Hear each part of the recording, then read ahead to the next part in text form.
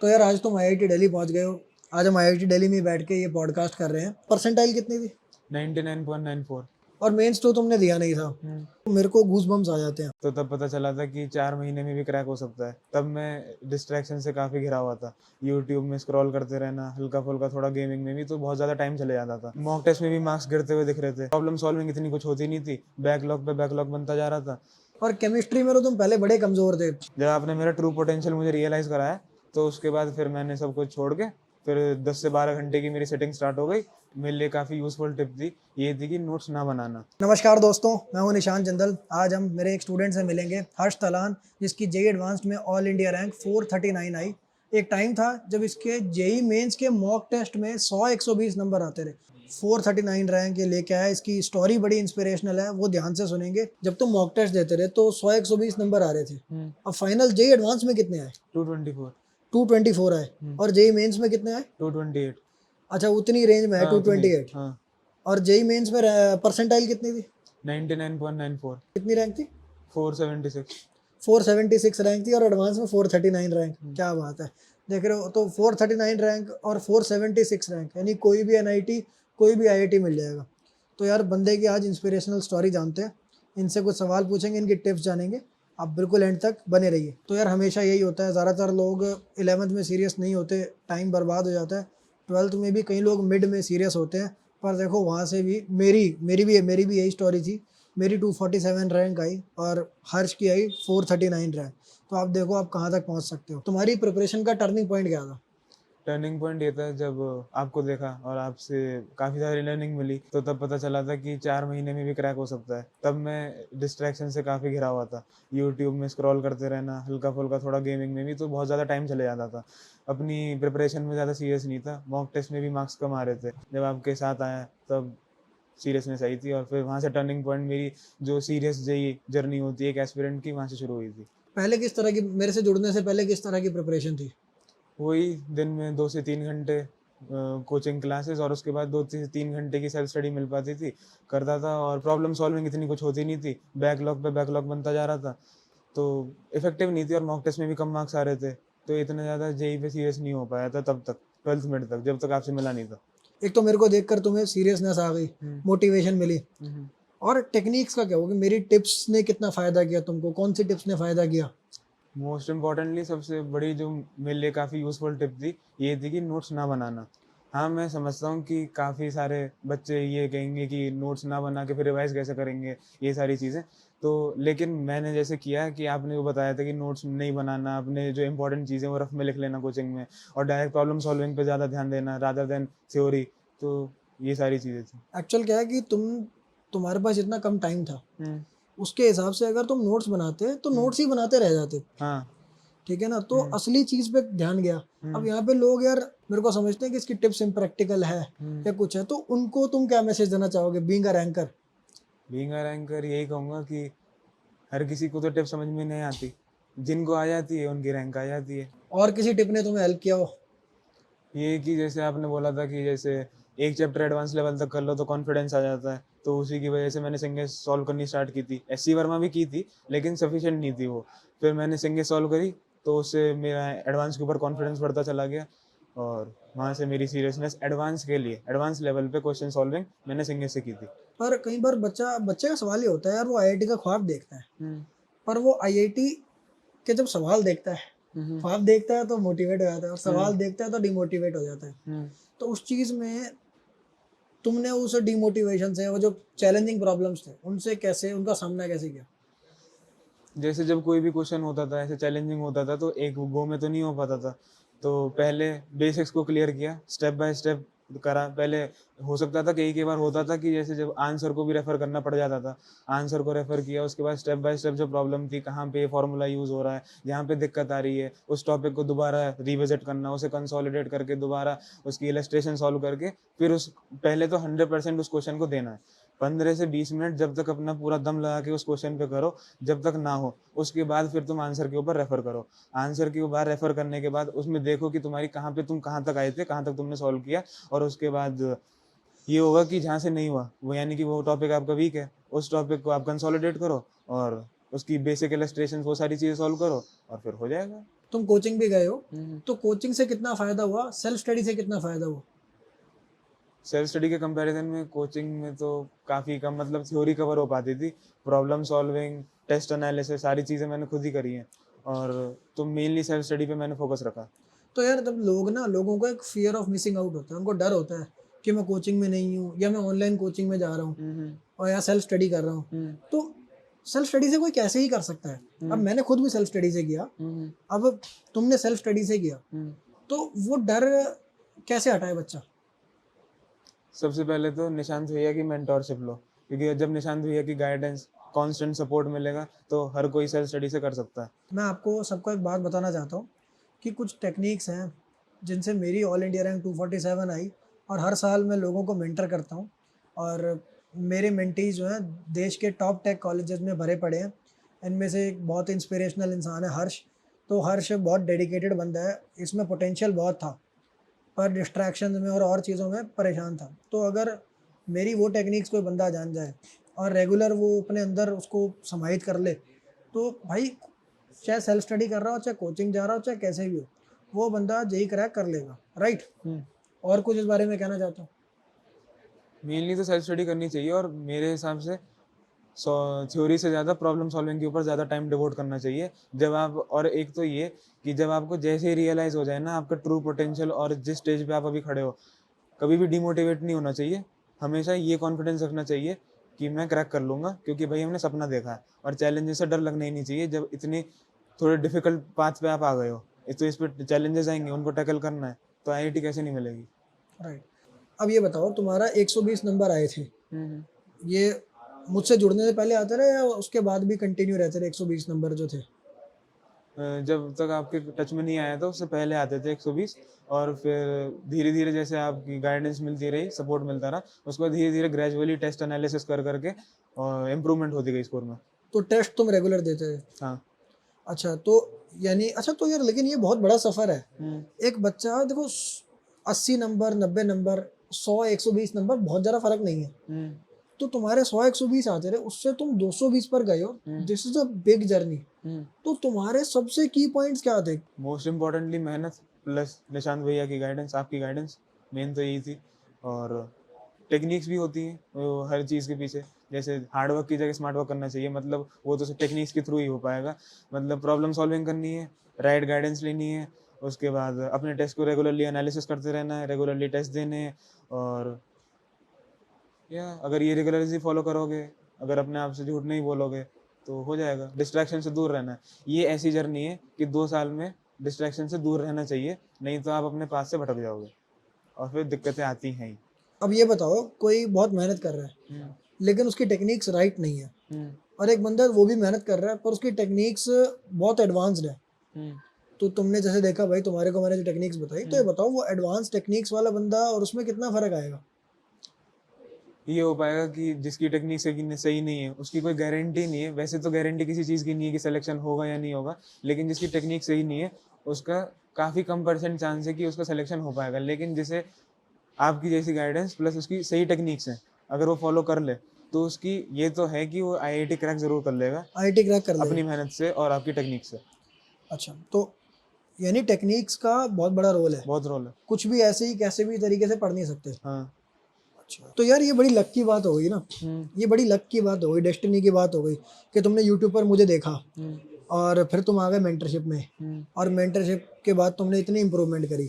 तो अगर ये ना होता तो क्या होता? हो सकता था कि मेरा आईआईटी क्लियर ना होता, मैं वही डिस्ट्रैक्शन के लूप में फंसा रह जाता। तुम अच्छा वहाँ पे फंसे रह जाते।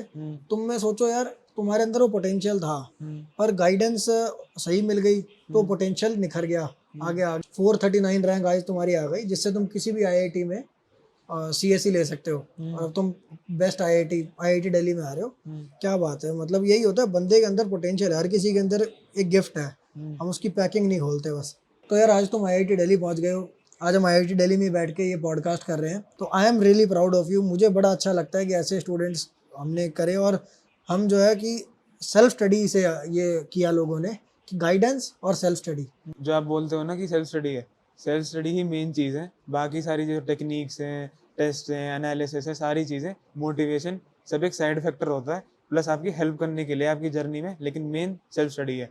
एक कोरा कागज टेस्ट जरूर करना चाहिए, जो आप बोलते हो कि अगर आप एडवांस के क्वेश्चन कोरा कागज पे मतलब सॉल्व कर सकते हो, एक ब्लैंक पेपर लेके आपके सामने एडवांस का क्वेश्चन है और आप उसे सॉल्व कर सकते हो, तो वेल एंड गुड, आपका आईआईटी हो जाएगा। अगर नहीं कर सकते तो होएगा ही नहीं। मतलब मेरे को, मैं पर्सनली एक बात बता रहा हूँ कि जब कोई बच्चा मेरी टिप अपने मुंह से इस तरह बोलता है ना, मेरे को गूज बम्स आ जाते हैं।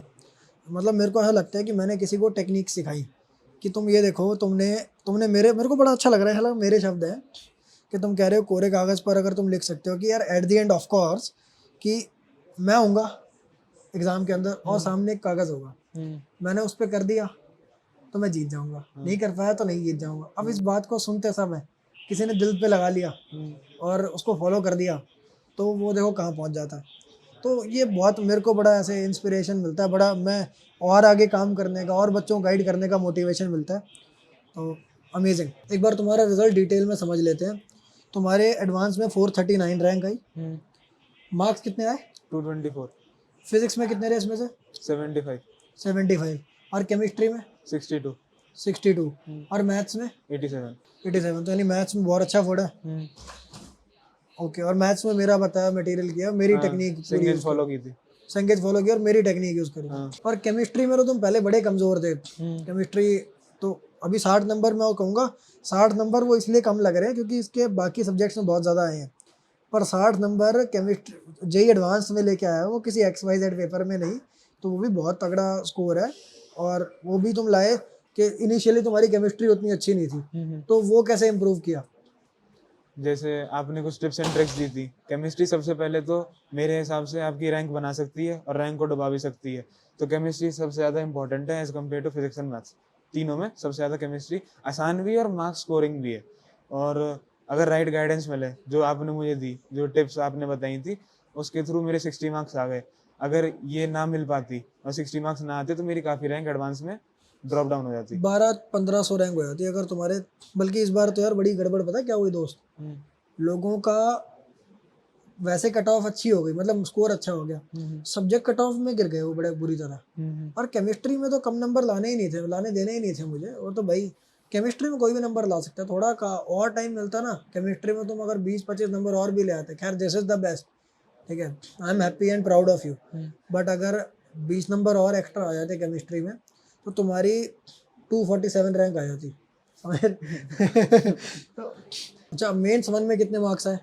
228, मेंस 1 में 228 आए और परसेंटाइल कितनी रही? 99.94। 99.94। और मेंस 2 तुमने दिया नहीं था, तो अपने मुंह से बता दो स्ट्रेटजी कि क्या स्ट्रेटजी थी कि भाई मेंस 1 हो गया फिर मेंस 2 नहीं दिया, क्यों, क्या सोचा था? जैसे मेंस 1 था तो दे के आया था एग्जाम, तो एग्जाम डे के बाद तो मुझे लग रहा था कि मेरे अच्छे मार्क्स आ जाएंगे और रैंक भी अंडर 1000 आ जाएगी और उस पर तो सब मिल ही जाएगा। कुछ भी मिल जाएगा। हाँ, तो टाइम वेस्ट ना करके कि सेकेंड अटेम्प्ट दूँ, तो फिर मैंने एडवांस की प्रिपरेशन करना सही समझा, तो फिर एडवांस के लिए स्टार्ट कर दिया। और मेनली फिर प्रॉब्लम सॉल्विंग, एडवांस ओरिएंटेड और एक मॉक टेस्ट देना, ये सभी किया, स्टार्ट किया। और उससे तुम्हारा फिर एडवांस तक तुम्हारे को कॉन्फिडेंस भी आ गया था हाँ। कि ये हो ही जाएगा। हाँ। वही इतनी। और तुम्हारी एक्सपेक्टेशन क्या थी एग्जाम देने से पहले कि क्या हो जाएगा, कितनी रैंक आ सकती है? एक तो छोटी सी एक स्टोरी है कि जब एडवांस से एक दिन पहले मुझे काफ़ी फीवर आ गया था। फिर ये लग रहा था कि जब रात को नींद भी नहीं आ रही थी, एग्ज़ाम का स्ट्रेस भी था प्लस बुखार भी था, तो उसकी वजह से ये लग रहा था कि कहीं 2 साल की मेहनत ख़राब ना हो जाए, सारे सपने शैटर हो रहे दिख रहे थे सामने। लेकिन फिर हाँ कि था कि मैंने बस भगवान जी से यही प्रे करा था कि ये सुबह तक ठीक हो जाऊँ और इतना हूँ कि एग्ज़ाम में अच्छे से अपना अटेम्प्ट दे के आऊँ। और वही हुआ, अपना एग्ज़ाम दे के आया और जब आके घर आके थोड़ा सा कैलकुलेट करना शुरू करा, जैसे आंसर की थोड़ी मैच करी, तो तब लगा कि हाँ हो जाएगा, आईआईटी का हो गया फाइनली। ज़बरदस्त। एक चीज़ यहाँ पे एक बड़ी समझ में आती है कि डिस्ट्रैक्शंस में तुम लगे हुए थे, और डिस्ट्रैक्शंस में ये जो AIR 439 बंदा है ये ख़राब भी हो जाता, तो क्या पता ना ला पाता, जैसा तुमने बोला। तो तुमने वो डिस्ट्रैक्शंस पे ओवरकम करके अपना ट्रू पोटेंशियल कैसे अचीव? जब जैसे मैं यूट्यूब स्क्रॉल कर रहा था और थोड़ा सा गेमिंग में भी टाइम वेस्ट हो रहा था, तो कोचिंग से आया, कोचिंग से आने के बाद रिवीजन ना करना, प्रॉपर जो एक जेई रूटीन होता है शेड्यूल फॉलो, वो नहीं हो पा रहा था। तो उसके बाद मॉक टेस्ट में भी मार्क्स गिरते हुए दिख रहे थे। तो फिर जब मैंने काफ़ी अपने खुद कोशिश करी, नहीं हो पा रहा था, तब भी इम्प्रूव नहीं हो रहा, फिर आपसे बात हुई, आपने बताया कि यार टाइम बहुत ज़्यादा इंपॉर्टेंट है, प्राइसलेस है, तू कर सकता है और तेरे से हो भी जाएगा, तेरे अंदर बहुत ज़्यादा कैलिबर है। जब आपने मेरा ट्रू पोटेंशियल मुझे रियलाइज़ कराया, तो उसके बाद फिर मैंने सब कुछ छोड़ के फिर 10 से 12 घंटे की मेरी सेटिंग स्टार्ट हो गई और फिर मिड 12 से मैंने अपना सीरियस होके प्रॉपर और एग्ज़ाम क्रैक कर दिया। तो मैं अपने शब्दों में कहूँ, तुम कह रहे हो कि तुम्हें ये लगा कि तुम अपनी इस एनर्जी को एक बड़े पर्पस में लगा के कुछ अचीव कर सकते हो, तो बर्बाद क्यों करना। उस रियलाइजेशन से धीरे धीरे वो डिस्ट्रैक्शन हट गई, ऐसा? हाँ, एग्जैक्टली ऐसा। हाँ, बहुत बढ़िया। और बोर्ड में कितने मार्क्स हैं? 95%।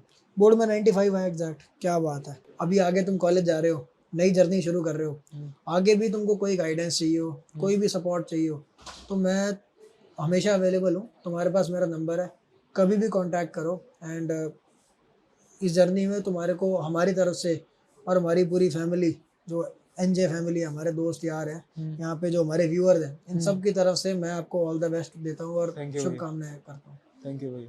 बाकी आप लोगों के लिए यही मैसेज है कि हम सब के अंदर वो हर्ष तलान, वो कोई ना कोई अचीवर बैठा हुआ है। हम ये डिस्ट्रैक्शंस में और बाकी चीज़ों में, प्लस अज्ञान में, अंधेरे में, कि एब्सेंस ऑफ गाइडेंस, कि हमें सही चीज़ पता नहीं क्या करनी है, हमारे पास वो सही मोटिवेशन नहीं है और सही टेक्निक्स नहीं है, उस वजह से हम अपना पोटेंशियल बर्बाद कर रहे हैं। जो पढ़ने वाले लोग हैं उनको मेरी गाइडेंस फटाफट समझ में आ जाती है और बहुत सारे लोग उसको फॉलो भी कर रहे हैं। पर जिन्होंने मुझे केवल ऊपर ऊपर से देखा है, वीडियो का टाइटल देख लिया कि यार मैं कह रहा हूँ एचसी वर्मा सफिशिएंट नहीं है, तो वो वाकई में नहीं है। अगर मैं कह रहा हूँ कि नोट्स बनाना टाइम वेस्ट है, तो वो वाकई में है। और ये स्टूडेंट्स, ऐसे स्टूडेंट्स उसकी टेस्टिमनी है। अब नोट्स बनाने से फ़ायदा होता है, पर is it the right return on investment? नहीं। कि जितना टाइम आप लगा रहे हो, अगर सोचो तुम नोट्स बनाते रह जाते तो क्या होता? इतने कम टाइम में तो प्रॉब्लम सॉल्विंग होती ही नहीं और एग्जाम क्रैक नहीं होता। आपको कोई आके बता देगा कुछ भी स्ट्रैटेजी कि अब आपके डिटेल्ड नोट्स होने चाहिए, आपके ये होने चाहिए, उनकी स्ट्रैटेजी में एक चीज़ वो बोल नहीं पाते, आपके पास 6 साल भी होने चाहिए। समझ रहे हो, वो हिडन होता है। हाँ, तो 6 साल वाली स्ट्रैटेजी कोई 4 साल में यही क्रैक करता है, उसकी स्ट्रैटेजी अलग है। जो मैं आपको स्ट्रैटेजी बता रहा हूँ वो उस बंदे की स्ट्रैटेजी है जो 12वीं में सीरियस हुआ है। ये चीज़ बहुत इंपॉर्टेंट है, उसके लिए और स्ट्रैटेजी काम नहीं करेगी, यही स्ट्रैटेजी काम करेगी। ये टिप्स का वजन आपको दिखा रहा हूँ, नोट्स ना बनाना, एचसी वर्मा करना, एडवांस चीज़ें करना, ठीक है, अपने आप को चैलेंज देना, ये सब चीज़ें इंपॉर्टेंट है। अगर आपने मेरी वीडियोस आज तक ढंग से नहीं देखी तो ज़रूर देखना, वो वीडियोस भी आपको फ़ायदा करेंगी। अगर आप हमारे मेंटरशिप में आते हो, आपको वो भी फ़ायदा करेगा। तो आप सभी को भी, और हर्ष तुमको भी, सबको मेरी तरफ से ऑल द बेस्ट। हर्ष तुम भी इनको ऑल द बेस्ट बोलो। All the best guys. आप में से जिनको भी मेंटरशिप ज्वाइन करनी है, कमेंट्स में और डिस्क्रिप्शन में आपको उसका लिंक मिल जाएगा। और बाकी आप मेरी वीडियोस देखते रहिए और इम्प्रूव करते रहिए और सक्सेसफुल बनिए। बहुत बहुत धन्यवाद।